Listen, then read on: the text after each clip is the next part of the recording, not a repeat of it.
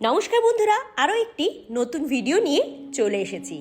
আচ্ছা, আপনারা কি জানেন যে এমন একটি দিন আছে যেই দিন যদি আপনারা এক মুঠো দান করেন, চাল হোক বা যে কোনো শস্য, তা চিরজীবনের জন্য আপনার ভাগ্য বদলে দিতে পারে। হ্যাঁ বন্ধুরা, এমনই একটি দিন আসতে চলেছে যা আপনাদের জীবনকে বদলে দিতে পারে, আর সেই দিনটি হলো অক্ষয় তৃতীয়া। হ্যাঁ বন্ধুরা, আজকের এই ভিডিওতে আপনাদের জন্য থাকছে যে অক্ষয় তৃতীয়া কবে পড়েছে, তার শুভ কার্য করার সময় কখন থেকে শুরু হচ্ছে, এবং তার সাথে সব থেকে গুরুত্বপূর্ণ যে অক্ষয় তৃতীয়ার মাহাত্ম্য এবং এই দিনে কি কি করবেন, এই সমস্ত কিছু সম্পর্কে আজকে আপনাদের জন্য এই ভিডিওটি কিন্তু নিয়ে এসেছি। আগামী 6ই বৈশাখ অর্থাৎ ইংরেজির 20শে এপ্রিল সোমবার পালিত হতে চলেছে এই শুভ অক্ষয় তৃতীয়া। অক্ষয় তৃতীয়ার তিথি কিন্তু আরম্ভ হবে 5ই বৈশাখ 19শে এপ্রিল রবিবার, যা সময় সকাল 10:51 এবং তৃতীয়া তিথি শেষ হবে 6ই বৈশাখ 20 এপ্রিল সোমবার, সময় সকাল 7:28। তাই উদয়া তিথি মেনে কিন্তু 20শে এপ্রিলই পালিত হবে অক্ষয় তৃতীয়া। তাই চলুন আর বেশি দেরি না করে ভিডিওটি শুরু করা যাক। এই ধরনের আরও অনেক ভিডিও পেতে চ্যানেলটি সাবস্ক্রাইব করে বেল আইকনটি প্রেস করে পাশে থাকবেন প্লিজ।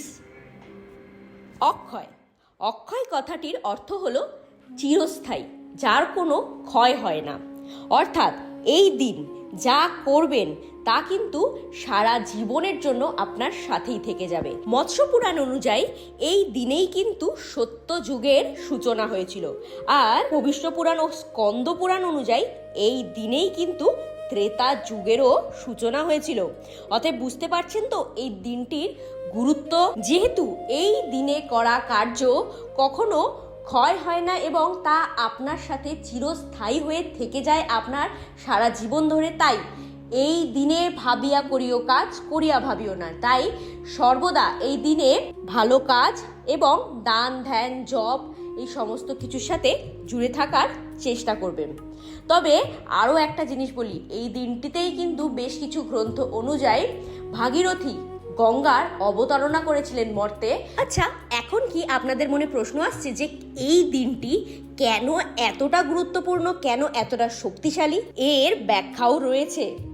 এই তিথিতে সূর্য এবং চন্দ্র দুজনেই তাদের সর্বোচ্চ শক্তিতে থাকে, আর তাই এই দিন হলো সর্বসিদ্ধি তিথি, যেদিন শুরু করা যে কোনো কাজ সফল হয়।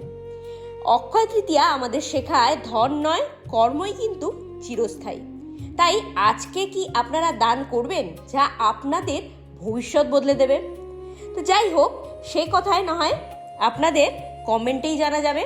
তবে আজকে এই অক্ষয় তৃতীয়া সম্পর্কে একটি মাহাত্ম্য কথা আছে যা আমরা আলোচনা করব। আর আপনারা জানেনই, যে কোনো ব্রত, যে কোনো পূজা তার মাহাত্ম্য কথা বিনা কিন্তু অসম্পূর্ণ।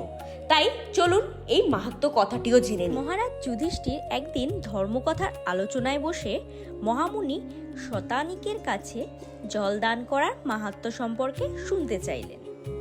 শতানিক তখন বলতে লাগলেন, প্রাচীনকালে একজন ভয়ানক নিষ্ঠুর প্রকৃতির ব্রাহ্মণ ছিলেন। তার যেমন ছিল রাগ, তেমনি তার কটু কথা বলার অভ্যেস। একদিন দুপুরবেলায় এক বৃদ্ধ ব্রাহ্মণ তার বাড়িতে এসে উপস্থিত হইল। খিদে তেষ্টায় সেই ব্রাহ্মণ খুব কাতর হয়ে তাকে অন্ন ও একটু জল দিয়ে প্রাণ বাঁচাবার জন্য অনুরোধ করল।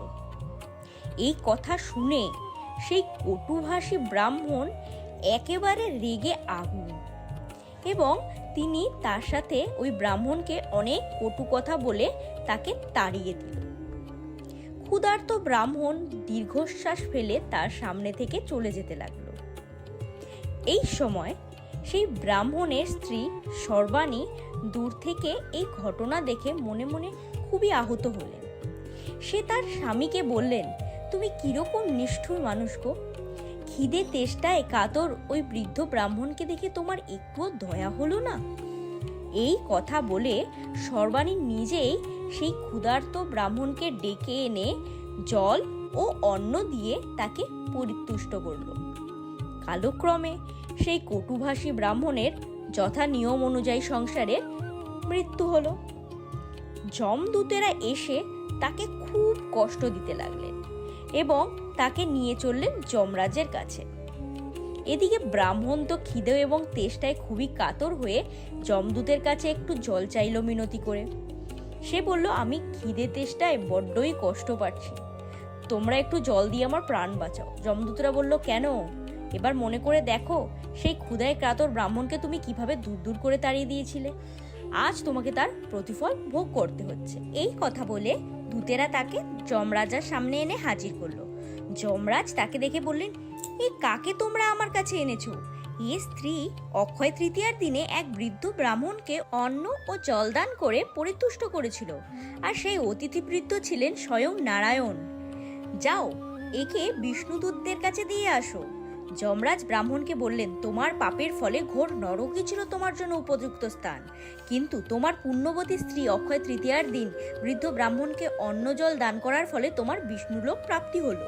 পরে সেই ব্রাহ্মণ অক্ষয় বিষ্ণুলোকে স্থান পেলেন এবং এরপর যুধিষ্ঠির এই পুণ্যব্রতের নিয়মাদি বলার জন্য মুনি শতানিককে অনুরোধ করেছিলেন এবং এই ব্রতের ফল হলো কোনো এও স্ত্রী অক্ষয় ঘটের ব্রত পালন করলে তার কখনো জলকষ্ট এবং অর্থকষ্ট হয় না। তো বন্ধুরা, আজকের ভিডিওটি এখানেই শেষ করলাম। যদি ভিডিওটি ভালো লেগে থাকে তাহলে ভিডিওটি লাইক করে চ্যানেলটিকে সাবস্ক্রাইব করে পাশে থাকবেন প্লিজ। দেখা হচ্ছে একটি নতুন ভিডিও নিয়ে।